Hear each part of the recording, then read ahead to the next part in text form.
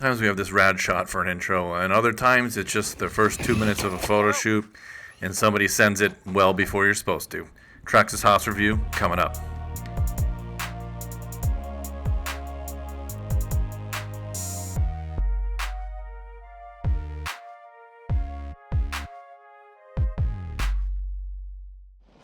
You know, it's not easy to review some things because you're trying to get dramatic footage. You come up with ideas like a chase camera and a truck, and then Joe, your driver, forgets that he's not the subject matter, and he's driving the camera truck like he just stole the freaking thing, Grand Theft Auto or whatever dumb new cyberpunk game you're playing. But the Traxxas Hoss was supposed to be the star, and in this case, our camera truck, the Traxxas Max, full throttle backflip with my nice new GoPro hanging off the back. And bouncing off the ground. Luckily didn't break. Thank you, Joe.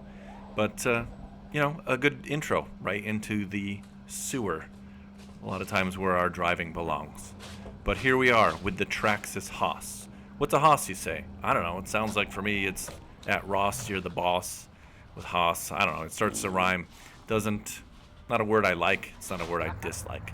But the Traxxas Hoss, the newest monster truck from Traxxas. Traxxas, who makes about 100,000 monster trucks. And I guess just like all U.S. manufacturers and auto companies in general, think cars are dead. So with another new truck coming out, what the heck? Is it worth it?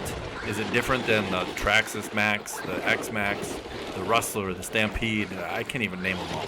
But let's check out the chassis and I'll tell you why you might consider it. Here we go, the chassis. At this point, if you're familiar with Traxxas, you always want to compare it to what is it like. Is it a Stampede? No. Is it a Stampede 4x4? No. Is it a Rustler? No. Is it a Rustler 4x4? No. Is it a Max? Hell no.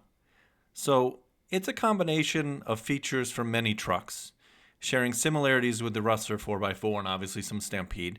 But the battery receiver box is built halfway into the chassis. You can still access it from the top. Honeycombs weaving or kind of stiffens the chassis but also keeps it light for bracing. You get a center metal driveline. I don't know what I'm saying here, but stumbling on it doesn't have a center diff. It has torque biasing center drive, which really just means it's solid. And it goes to fluid damped front and rear diffs. Overall, it's a sturdy truck. And thankfully, because this thing hauls some serious ass, or mail if you want to use the nicer term. The features on here, I don't want to say are standard Traxxas, but a lot of it is standard. You still get 4mm turnbuckles, you get the plastic sliders, you get plastic Ultra Shocks, oil-filled, which are nice, but not metal.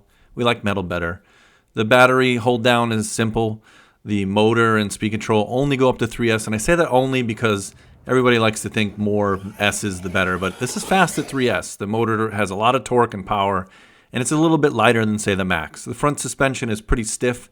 The one thing I'd like to point out, and it's something that we had an issue with because on the first jump we broke it, the front knuckle is only held on by one screw and a hinge pin. It doesn't really seem to go all the way through, but we didn't break it after the first run, so don't send it at 60 miles an hour off a water berm or whatever the heck that thing is called that I can't think of at this point. And to be fair, we didn't actually break the knuckle. We broke the pin holding the slider together, but I'll show that one in the later part. The rear suspension is pretty standard. It's just an H-arm single positioning for the camber. Shocks get two locations, plastic hubs, Loctite on there because you're going to need it. It goes fast. This truck isn't built for adjustment. It's built for speed and durability.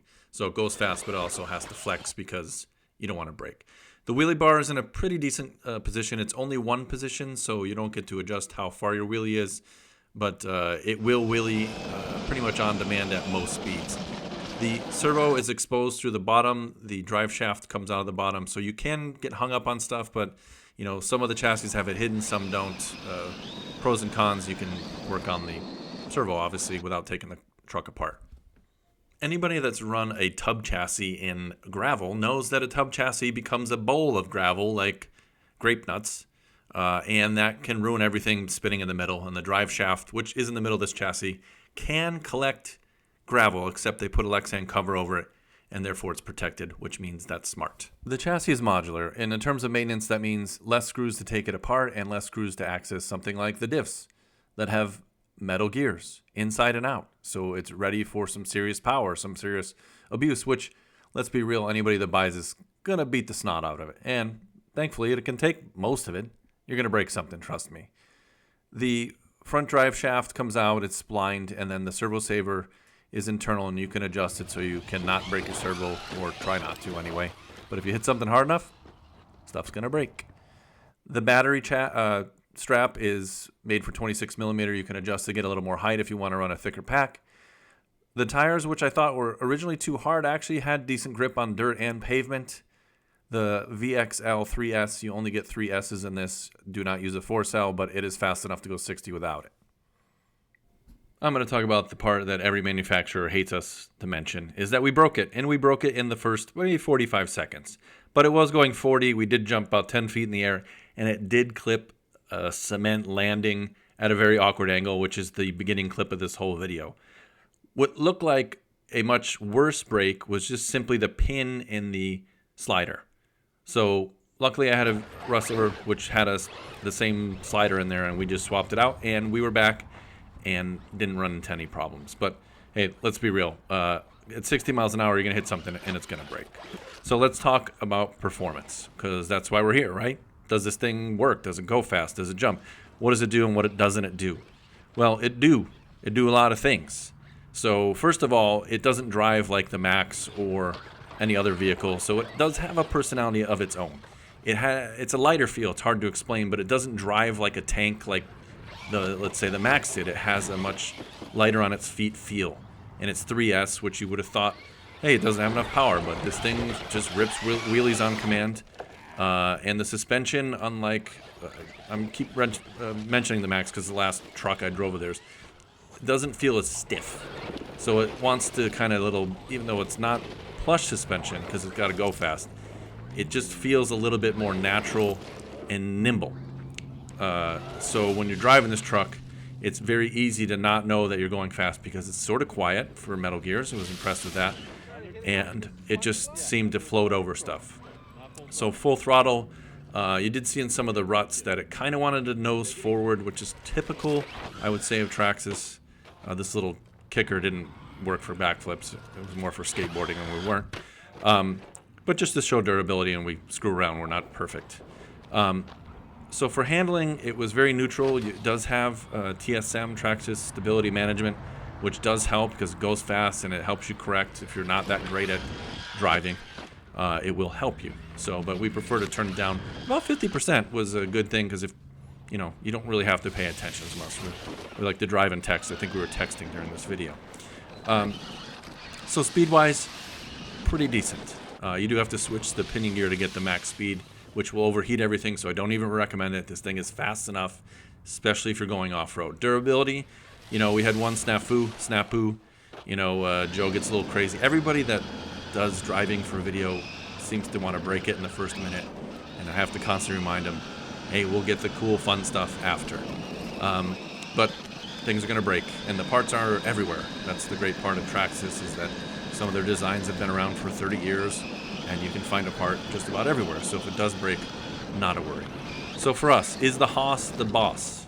Our full review is in, I think, issue 42 of Velocity RC Cars magazine.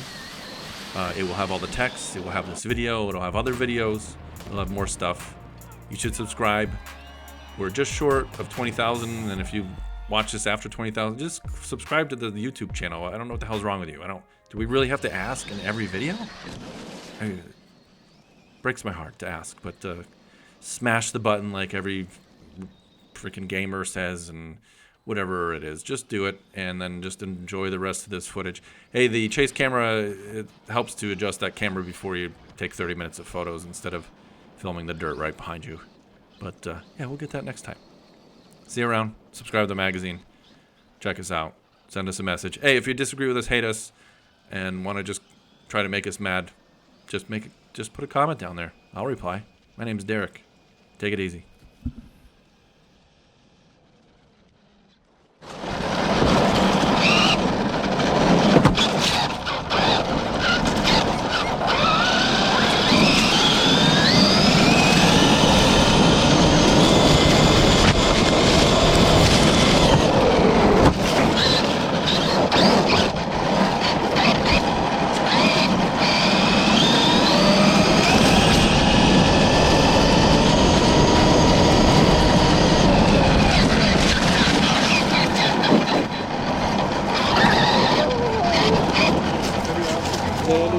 road.